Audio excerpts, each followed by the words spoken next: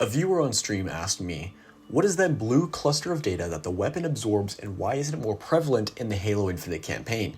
And I thought this was an excellent and interesting question. Interesting enough to make a video on it at least. So in the second mission Foundation, the Master Chief secures a new Cortana AI from the Zeta Halo. After a walk through data cycling over and over again, they come across a signal, something that calls to the weapon.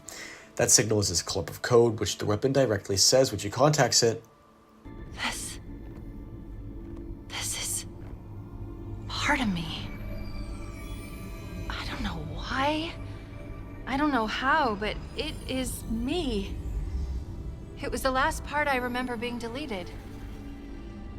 This line in of itself is kind of confusing. But after a beautiful cinematic with Dr. Halsey and OG Cortana, the weapon says this. It's just data. It's just here. Clusters of recursive code.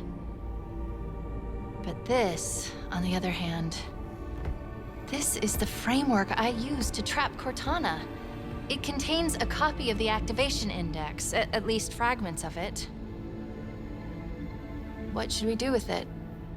Twitch, after some dialogue, she absorbs it into herself. But what does this all mean? Well, what we do know about the weapon's deployment onto the ring was that she was supposed to use her AI infiltration module to sneak in, imitate, and lock down Cortana so the Master Chief can bring her into the Infinity for deletion. During the Infinity's approach to Zeta Halo, however, that mission got interrupted. Through the UNSC audio logs, Infinity's approach number 5, we know that she was deployed during the ship's destruction since the Banished boarded looking for her. I need a status report. We've got 3 heavy impacts in...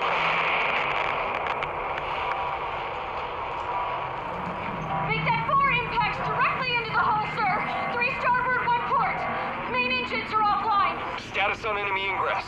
Can't say for sure, sir. Well, let's assume we don't have much time. Is the weapon ready? Almost there. We're still in There's flight. no almost, Ensign. We're already there. Initiate deployment now. And we know that Cortana was locked down, and she blew up the ring, and we know this through the data cycles and cinematics, but how was she able to do that and get locked down? But first, I'm getting ahead of myself. What is this clump of data? Well, that cluster of data is a part of the weapon, but is also part of Cortana. See, the weapon states that not only is this cluster a part of her, but it holds fragments of the activation index, which she wouldn't have had if it was just her. So she did in fact use it in locking down Cortana, which is likely how the weapon didn't recognize it at first, because although it is her, it isn't. And she mentions she remembers it being deleted, although clearly it isn't, suggesting that it might be the final fragments of an AI who didn't get deleted, but destroyed.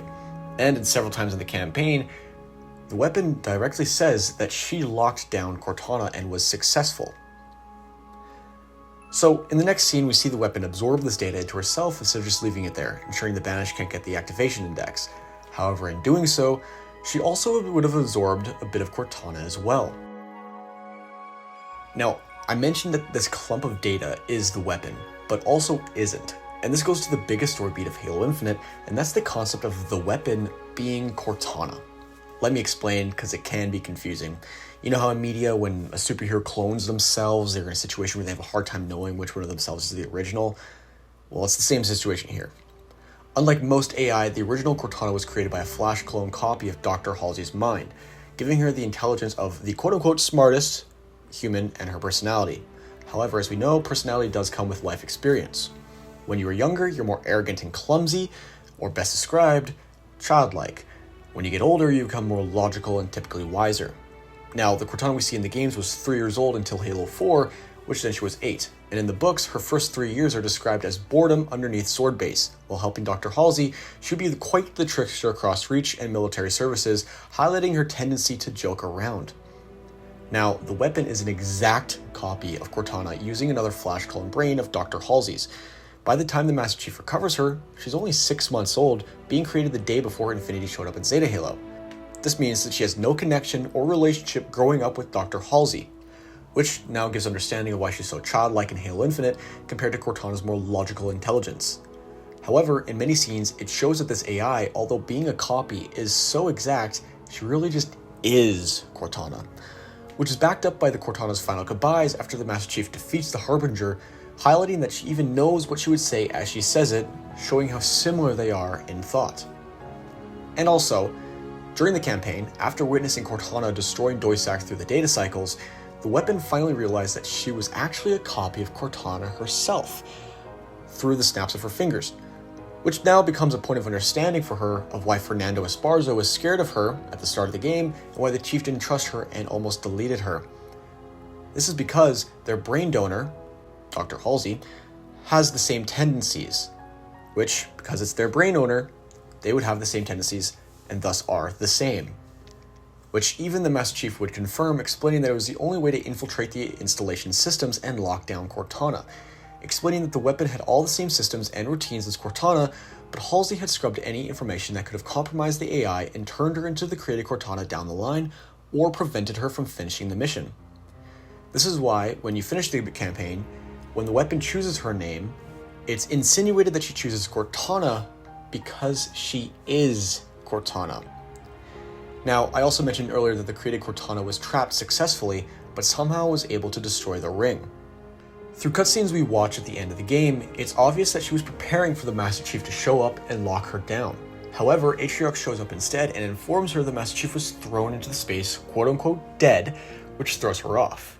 In her final moments, which for us is her last milliseconds, but for them, AI, could be up to minutes or hours, Cortana is racing to beat the weapon and make up for her sins.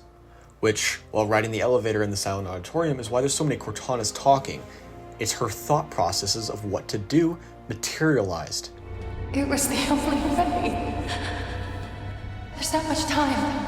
If Atriox takes control, he has the ring. A weapon pointed into the universe. Nothing left to lose. My fault. My stupid fault. Not much time. Will this work? There's a moment. John will make it work. He needs help. Of course. Was this your plan all along, Halsey? Or is it mine? It doesn't matter now. Nothing else matters. This has got to work. He can't do it on his own. He needs me. He needs her. And so, as she's getting trapped by the weapon, she blows the ring to prevent Atriox from getting a hold of it, hoping the Chief can return to stop him. And in those milliseconds, she leaves a heartfelt recording for the Chief in the silent auditorium. So finally, that blue orb is the weapon's framework which she used to trap Cortana, which only captured parts of her, including fragments of the index from Installation 04, and it only captured parts of her because the rest of her was destroyed when she blew up Installation 07, giving merit to why the weapon thought that this information was deleted, which later gets absorbed into the weapon instead of locked down, setting her up on a path to grow more into the Cortana we once knew. Now, I know the viewer was hoping there would be more to the orbs, but fortunately for us, the singular orb presents as something much more than just a collectible for the open world, but a direct explanation of created Cortana's death and new Cortana's birth as something more than just a weapon.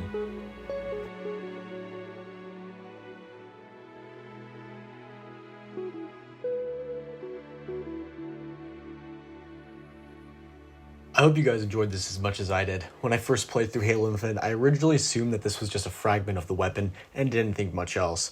So I certainly did learn something new, and I hope you guys did as well.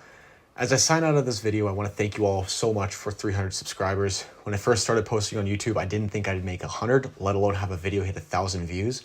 So thank you guys so much for your support. And if you are new around here, please like and subscribe so the algorithm can spread Halo lore across the internet so we can take back the glory days of Halo when it dominated the masses.